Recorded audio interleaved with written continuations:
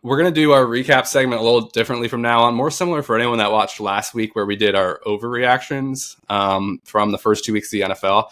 I think we're going to structure our kind of recaps kind of in that vein. So we will still bop around the games, but everyone's going to kind of give, as opposed to more so recapping what happened in the game, they're going to give, a reaction or a take from that game. It doesn't necessarily need to be an overreaction, but just kind of something that game made you, kind of a conclusion you drew from it. And then the other two people can have a very short rebuttal and just say, yes or no, fair reaction, no overreaction. Does that sound good? Yep, let's do it. So who's got a game or who's got to take first? Or should I kick us off, bro? What'd you say, Zach? Kick us off, man. Okay, I'll start with my squad. The Colts will be a top 3 seed in the AFC this year, going into the playoffs. That is my, I guess you want to call it a hot take or whatever you want to say going into the year. And here's why. I spend way too much time watching sports media in my own right. As a podcaster, it's funny the amount of time I spend on it. And the one thing I'm getting frustrated with is even coming into this year, I never had that take, right? Like you guys, it's well documented. I said that I felt confident we'd win the division or that we'd be competing for it. But I never thought we'd be a top 3 seed. I thought we'd be the last seed or at worst a wildcard team, right, if we did make playoffs. The reason that I make this take is for 2 reasons. One, the AFC is a bit decimated, and it's not as good as people made it out to be this year, coming into this year, right? The Denver Broncos, for example, we already have a head-to-head win over them, and they're not competing for their division currently. The Chargers are 3-0, but the Chiefs are 1-2. The Baltimore Ravens, who a lot of people picked as the potential AFC champions this year, along with the Bills, are 1-2 after losing to Detroit last night, which I'm sure we'll talk about later, so I won't get into too much detail about that. And within our own division, the Houston Texans, who several people picked to be the division champions, which I think the majority of people in America probably picked the Texans, are 0-3. The Jacksonville Jaguars are one of the worst 2-1 teams I've ever seen. They just benefited from playing the Texans last week. So I'm saying all that to kind of lay the groundwork for the AFC. And then I didn't even mention the other teams in the AFC North with the Ravens, who currently the Steelers are the number 1 team. And after basically the Patriots handed them that game last week. So when we're talking about all of that, the AFC is more wide open. And meanwhile, Indiana Jones, my Colts, the defense, Jonathan Taylor are 3-0 right now. And I understand the argument that, 2 of the 3 teams we played aren't great. But the thing that's frustrating me the most in media is I think sports media specifically has this ability to let the past completely cloud your judgment currently. And I think to a certain extent, you should weigh that into it. But when the team dynamic is different, the quarterback is different, the additions to the team are different, and you go out and you win these games. It's one thing if we had 1 possession games against the Dolphins and the Titans, right? But what do you expect good teams to do? You expect them to destroy the teams that aren't good, that you don't think are good, and beat the teams that are just as good by proving that you can execute better. And in the Titans game and the Dolphins game, we destroyed those teams. Vegas completely disrespected us. I mean, the Titans game, we were a 3.5 spread a week prior. We beat them by 21 in their own house, and we probably could have beat them by 30-something, but we decided, hey, let's just take it easy at the end because we're up 20-something points. The Dolphins, we absolutely decimated week 1. And everyone said, oh, it's because the Dolphins are terrible, which admittedly they're not great. But the Dolphins just went and gave the Bills some work this Thursday night and actually made it a somewhat close game going in the fourth quarter. So it's not like they don't have some ability to show up in games. We beat them. And in the Broncos, we had a close game. We beat them. So my ultimate point to say is we're about to play the LA Rams this upcoming week, right? We're 3-0. If we can go into LA and have a really competitive game, win or lose, I want some damn respect for the Colts, and I want to put the league on notice that Mr. Indiana Jones is out there not turning the ball over. We've punted once in 3 weeks. Jonathan Taylor is arguably the best running back in football through this season, and it's time for the Colts to get their respect. And the Colts might actually get home field advantage for at least one game this playoffs. And the fact that I'm even saying these words is blowing my mind right now. So that is my take. Love it. Love it. I can move on to another matchup here. The Steelers played the Patriots, and my two takes from that game are that on the Steelers side, DK Metcalf cannot save you. You cannot continue to rely on him as a guy who runs two routes in football, whether it's an in or a fly or a fade, right? So I guess the fly and the fade, I guess I can kind of mix in the one because it's one route, right? DK has gotten a couple touchdowns lately, but they cannot run the football and is becoming a blatant problem in Pittsburgh. And if they truly want to compete in this AFC North, they're gonna have to figure out how to do that very, very fast because Aaron Rodgers is good getting the ball out of his hands quick, but he's still making mistakes left and right. And when you're setting them up for 3rd and 8s and 3rd and 9s, the defense is going to be able to read those plays, those long passing plays, which is what they did. They had a couple of turnovers on A-Rod. And on the Patriots side, why in the world are you not starting Travion Henderson? You guys drafted him for a reason. He's the only one that on this team that can't turn the ball over. I mean, Ramondre Stevenson had two fumbles. By the way, they had 4 total fumbles across him, Antonio Gibson, and Drake May, and they lost all 4 of those fumbles. I mean, that is ridiculous. Give the ball to Travion Henderson. My goodness. The funny thing about the Patriots is that was their whole problem last year, is that both of those running backs fumbled constantly, as Gibson has his whole career. But, yeah. All right, my take, a great game from the weekend, the 49ers and Cardinals. For the Cardinals, Marvin Harrison Jr. needs to step up. Otherwise, the Arizona Cardinals are never going to get better. I think he is the X factor for this team because they're a way grittier and well-rounded team than I think people give them credit for. Their defense is solid. Unfortunately, James Conner out for the year, wishing the best for him. But they can run the ball. Kyler's playing okay. But Marvin Harrison Jr. is not good at all. I mean, he had a horrendous drop in this game for a 40-yard touchdown. And then at the end of the game where they're trying to not clinch the game, but have a huge first down. I don't know if it was 4th and 1 or 3rd and 1, but a huge moment in the game. And they run kind of a heavy set and they run a single route with one of their best receivers. Do you know who they threw the ball to? It was Zay freaking Jones and not Marvin Harrison Jr. because they think he's their best option in a one-on-one kind of route like that. This dude just needs to step up because they do not have enough of a passing game if he can't be that number 1 receiver, and he just looks terrible right now for me. I will jump in really quickly. I agree with your Marvin Harrison needs to step up take because I think he's way better than he is currently playing, and I do believe he will step up. I strongly disagree with your take that the Cardinals are good, though.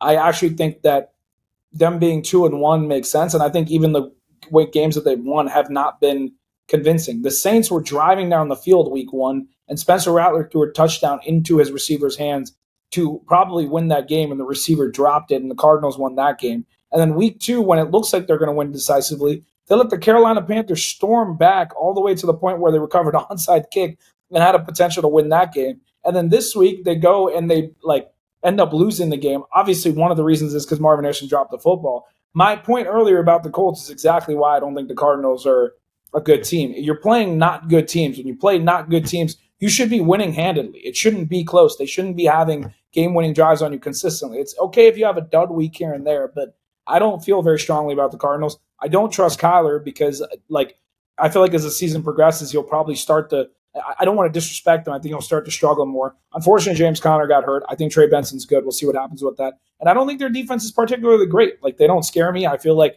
good teams will score a lot on them. That's my personal opinion from what I've seen.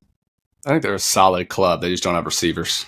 But I'm not saying they're a great team, but they're better than their record the last few years would indicate. If they could get some receivers that can catch the ball. But anyway, another game, another take. Who's got it? You want to go ahead, Zach? Or you want me to jump in? I got it.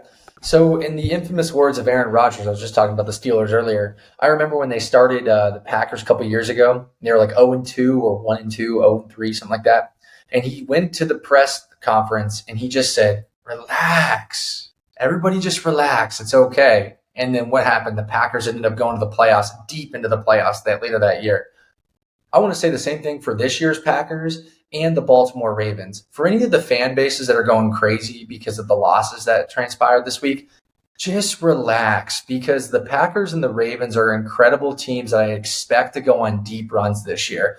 Let me show you some proof. Just last year, the Ravens took a couple of losses through the season. How did they respond back? With 5 and 4 game winning streaks off their losses. This is where I want to bet heavily on the Ravens and the Packers. And I know they're different. They're kind of different style teams because the Packers are really known for their defense. Ravens are on paper, but their defense has been struggling. Both offenses are great. But overall, I'm just going to lump this into this category. I know they had bad losses. Fan base is upset. But just relax. Everything's going to be A-okay. And watch these teams go on win streaks like nothing you've seen before. I agree with the Packers part of it. I actually completely disagree with the Ravens part of it. And here's why. Their defense got manhandled this weekend. And their defense hasn't looked particularly good all season except for against the Cleveland Browns, who don't have a good offense and haven't really scored many points to start off with. The fact that the Bills came back and dismantled them in the last 4 minutes of the game was so bad. You expect them to come out and make a statement at home with Detroit coming into your house. And Detroit manhandled them. And then the other issue I see for the Ravens, they're now 1-2, and they're about to go to Arrowhead. And even if the Chiefs aren't good, the Chiefs would have their number for years. So they have a chance to go 1-3. And the last thing I'll say really quickly is, for the Ravens, it's not about making the playoffs. They're lucky their division is bad, so they'll probably make the playoffs. For the Ravens, the issue is they're not going to even come close to home field advantage at this point. If they weren't able to make the Super Bowl when they had home field advantage 2 years ago, what do you think it's going to look like if they have to go into Buffalo in February or January and try to beat them? That's an issue. If I'm the Ravens fans, I'm not relaxing. Their defense is not good. I'm with you, Zach. No need to panic. Detroit, one of my takes that I'll just throw in here quickly is that the Detroit Lions do not need Ben Johnson or Aaron Glenn. I mean, they looked vintage Lions yesterday. I do agree the Ravens defense needs some work. No arguments there. But, I mean, listen, it's the Bills and the Lions. We'll give them a little bit of time to gel. They're not going to get home field advantage because the Bills play in the AFC East, but that was never going to happen to begin with. The Bills are just going to roll through this conference and, have home games at Orchard Park. But, yeah, I'm not overreacting about either of those teams. Although, the way the Packers lost that game was an absolute joke.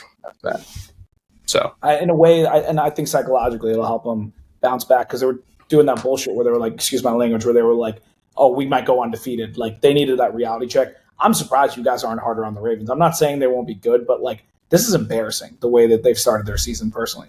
All you have to show is one win against the Browns, and I don't know, to lose that game against the Bills. But anyway, we can press on about that because I'm sure we'll have to talk about it next week anyway. Adam, seems like you have a reaction to that. Yeah, I mean, you played the Lions and the Bills. The Derrick Henry fumbles are bad. The way they lost to the Bills was bad, but Zach's exactly right. The Ravens do tend to start slow. It'll be interesting when we talk about picks about this weekend's game because coming off of Monday Night Football against the Lions is like a nightmare. But I'm not worried about the Ravens. It's more the defense, bro. It did not look good. But anyway, yeah. I mean, the defense does need to get better. That's it. Yeah. I mean, 100%. They got manhandled in the run game. What did they have? 250 yards rushing against them. I don't care if you're playing vintage Adrian Peterson.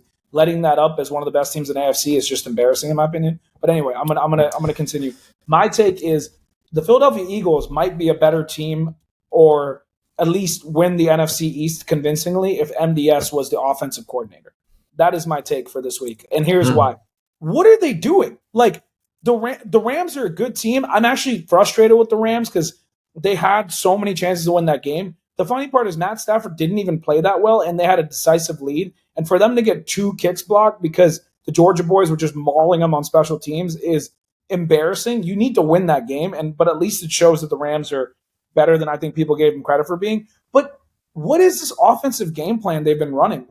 Whole first half, Saquon Barkley for the first 3 games is averaged under 3 yards a carry after having one of the best running back seasons ever. And all they keep doing is just running and running and running and running. This is not the same as last year where they at least established some level of a pass game and then ran based off of it.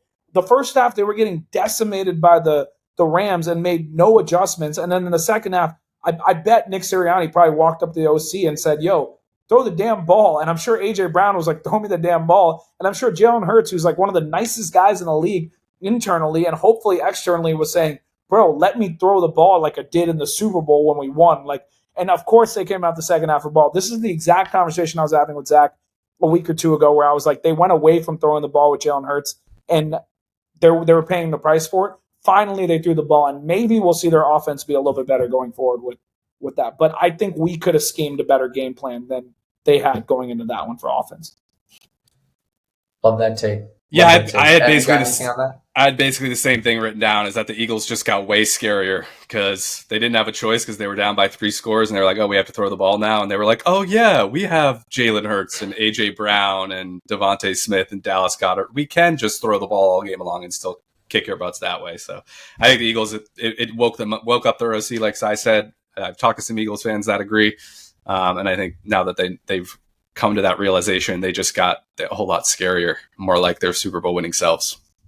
I know Zach's about to jump in. Can we give a quick shout out to the NFL sending a memo to say that got leaked saying, hey, you need to be better about calling calls on tush pushes, and the first tush push they false started and didn't get called.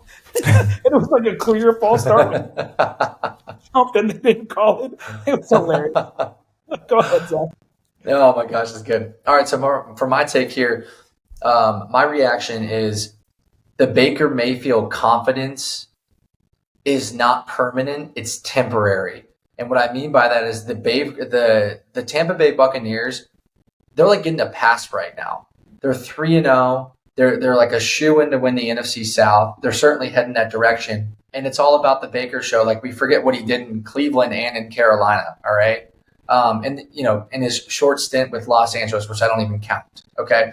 They're 3-0, but if we really look at these games, the Buccaneers were either tied or they were losing within 3 minutes of each of those games. We're not talking against the best teams in the league. We're talking the Falcons, who just got waxed by the Panthers 30-0. We're talking about the Houston Texans, which are the biggest disappointment in the NFL right now. They're 0-3. We're talking about the New York Jets without Justin Fields, like with Tyrod Taylor. All right. So the Buccaneers are getting a lot of credit right now, and Baker's getting a lot of publicity. And I did love like the conversation he had with Ibuka, and Ibuka's one-handed grab, which was nasty, by the way. I'm not saying this team isn't good, but I'm saying let's look at teams that are overhyped right now that are going to regress back to the mean. And I think it's the Baker show, and I think it's the Buccaneers. That's what I think.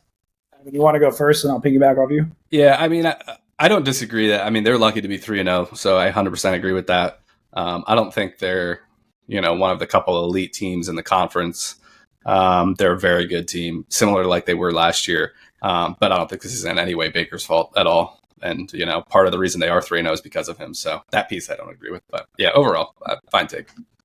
Baker looks like one of those guys that's like, we will lose this game if we give him the ball with 2 minutes left, which is one of the supreme compliments you can give a guy. The other thing I'll say is we're not giving – I agree with you that they haven't beaten good teams, so maybe it's similar to that Cardinals argument I made earlier. But the thing that I don't think we're giving him enough credit for is they're missing both of their starting tackles. Mike Evans got hurt in the game, and they're missing multiple guys on defense. This is a shell of who the Bucs will be, and this is what the good teams do. When you're hurt, you find ways to win. Your quarterback carries you, and then when you get your guys back, you get better throughout the season. So, yes, the current Baker Mayfield Buccaneers might not be elite, but you give them the rest of the year, they got a shot to go make some noise in the NFC if they get healthy, bro. They're missing Tristan Wirfs, bro. That's why Bucky Irving hasn't gotten going yet. So yeah. let's keep that. Godwin back this week, it looks like. But my funny anecdote from that is, shout out Marty Cook, one of my good friends is a Jets fan, and I was like, dude, the Jets after they scored that touchdown. And then after the game ends, they lose on a field goal, whatever. He's like, sends a sad face emoji or whatever it was. And I was like, well, bro, we knew the Bucs were still going to win. Like, it's Baker Mayfield. It was 100% chance he was going to go down and score. So I completely agree with Size. Like, he's that kind of guy. I had no doubt they were going to win that game. I was just cool for the Jets to have a chance. One of my favorite moments of the whole weekend. Did you guys catch the end of that game? At the end of the game, when they blocked the kick, when they're returning the kick, for whatever reason, Fox decided to cut from the player running it back to Tyrod Taylor, like just sitting there like celebrating on the sideline in the middle of the play, and then cut back to the guy scoring the touchdown. And I was like, when they cut over, I was like, wait, what happened? Did he not, like, the block punt not go through or whatever? They literally cut in the middle of a play. I've never seen that in my life. It was crazy. I thought it was hysterical. If you go back and watch it, it's a hoot. But yeah, anyway, go ahead, Zach. No, I was just thinking, I mean, at least it's better than like the Burger King, commercial that cuts in when you least expect it, like with the, advertising their Whopper, their chicken fries, whatever it might be. I love it. Admittingly, I didn't see any of these West Coast games, like the Saints Seahawks game, Broncos Chargers. Do you guys have any, takes or reactions on those? I got one. The Seattle Seahawks are going to win the NFC West. This is a complete football team. Mike McDonald has built the defense to be one of the elite defenses in the league. The special teams, I get it's the Saints, but did y'all see the special teams performance they put on? They were returning punts and kicks for touchdowns or deep returns the entire night. I think they blocked a punt. Just an unbelievably well-rounded performance. They have the run game, the physicality that can just dominate you if they choose to, which is a big thing. The offensive line's playing better. And do not sleep on Sam Darnold. Anyone that actually watches football and watches the film, you cannot tell me that he's a top half quarterback in this league, even in a new system without Kevin O'Connell. JSN, beast. I'm here for the Seahawks. Also because the 49ers, now Nick Bosa out for the year. We know all the other guys that are injured that will come back, but I just think with the injuries, it's going to be tough for them. I love the Seahawks team, man. I'm in. Evan, you just set up my perfect take. I was about to give a shout out to slot receivers. Can we put some respect on the slot receiver's name? Last week we were talking about top 5 receivers, and I had to sneak Amon-Ra St. Brown in there. We just watched Ibuka put on a show. We watched JSN absolutely balling for the whole beginning of the year. And Amon-Ra St. Brown on that 4th and 2 to run that route and catch that ball in stride. It is unfair how good these slot receivers are. It makes it impossible for defenses to defend teams on 3rd downs and 4th downs. It is incredible. Shout out to slot receivers. And that also cuts right into my other take because slot receivers are young, but slot receivers can also be old. Shout out Keenan Allen and the Los Angeles Chargers. Dude, them getting Keenan Allen back is the take that I want to make. He's a game changer at the age of almost mid-30s. I never expected that. I never thought he'd be this good coming back, but he has transformed that team. And Justin Herbert played like an MVP again. He started a little bit slow, but that throw he made to score the touchdown that gave him the lead to Keenan, are you kidding me? That was, there's 3 guys in the league who could make that throw. It was beautiful to watch. The Chargers are the truth, yo. Yeah, real bummer from the broncos there. I thought they had it. I had a couple – Zach, we both had a couple good upset picks in that late window with the Cardinals and the Broncos, and they were looking good, but they both folded at the end. So bummer for the Broncos, good for the Chargers for pulling that one out. But I think are we good? And you guys got any other ones you want to get off your chest? No, it's good. All right. I was just going to say sorry, go ahead. I was going to say one last thing. I wanted to I got one more. I have probably defended this guy back in the day more because I think when his career first started, I didn't give him enough credit because I called him a really good game manager, and then he had multiple years of being elite. But last night, the way Russell Wilson finished his last, or 2 nights ago, I guess, the way he finished his last game starting for the Giants potentially it made me sick to my stomach. To watch him go down, I understand the game was probably over and whatever else, but to watch him go down to the end of the end zone and make 4 throws, and I get it on 1st, 2nd, 3rd if no one's open, but on 4th down for him to throw that ball basically at the field goal post without even giving his receiver a shot because he didn't want to take a hit. Maybe the ball slipped, so I hope I'm not being too critical, but if he intentionally did that, that literally says I am selfish.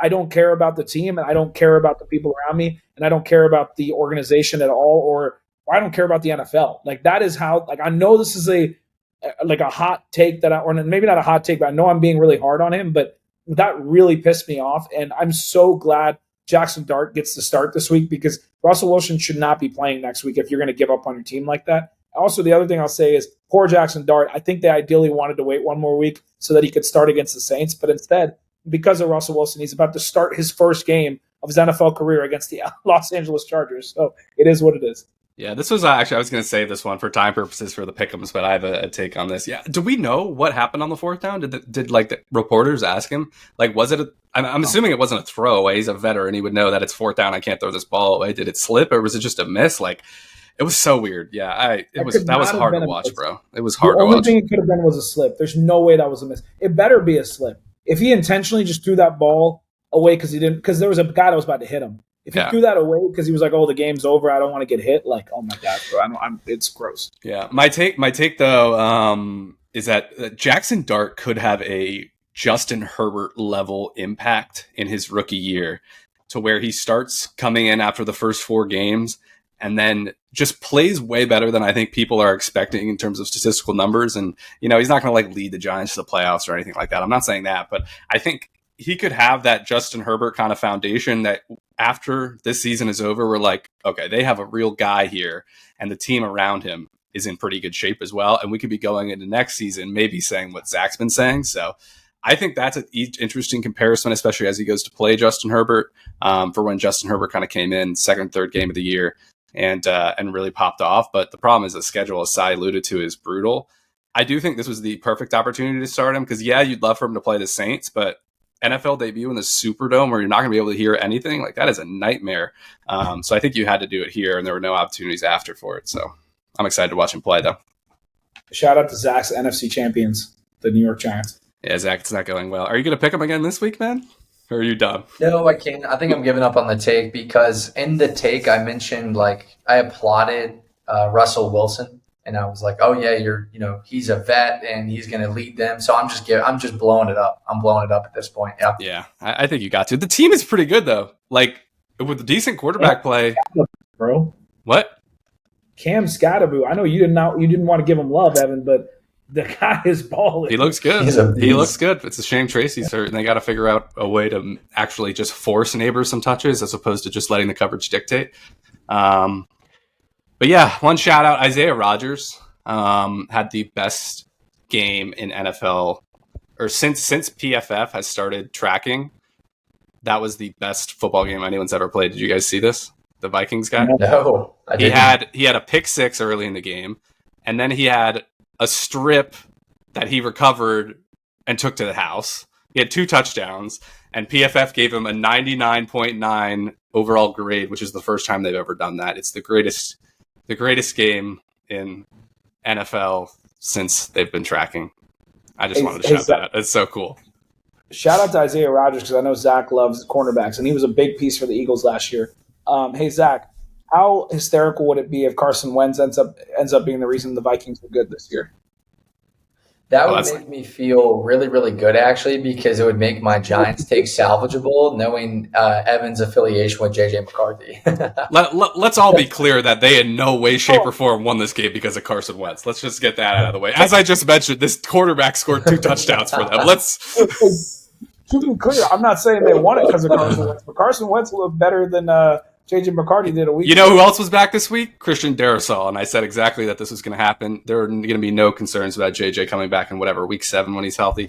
Carson Wentz threw like 14 passes, guys. Come on. And he was like well over 100 passer rating. Shout out Carson Wentz, baby. 14 passes. Kevin O'Connell, quarterback whisperer. Well, this is when they drop J.J. back into this. This is why it's going to look way better with Darrisaw back. Addison gets back this week. It's going to look back, yeah. The defense and the offensive line overall are going to be playing way better. So that's what the Vikings, I hoped, would look like from week 1. But they're back, baby. So I sent a little trade to my cousin in my family fantasy football, and he's got Marvin Harrison, and I've got Jordan Addison. And I sent the trade. It's currently pending. Marvin Harrison for Jordan Addison. I'm hoping to take advantage of the downslope of Marvin Harrison. Give him Jordan Addison and see if he actually takes the bait. If he does it, that's a good trade for you because, I mean, with Jetta and him and you having to wait on McCarthy, I think I like Marvin Harrison in there. Yeah, I mean, I would hope he wouldn't take that, but based on where he drafted Marvin Harrison. But anyways, let us know how it goes. Indeed. Yeah. All right. For some reason, I thought it was more of like an even trade, but you guys were saying you guys wouldn't do it for a country mile. So. I mean, Addison is like a wide receiver 4 for me, but Zach, like, I totally got him, and we're both like, "Yeah, we would never do the trade." Yeah. Hopefully, he doesn't watch our podcast. But all right, thanks everyone for watching. As always, tune over to the other video for the weekly pick'ems. Any last words, gents? No, Cam Scatterboo. No,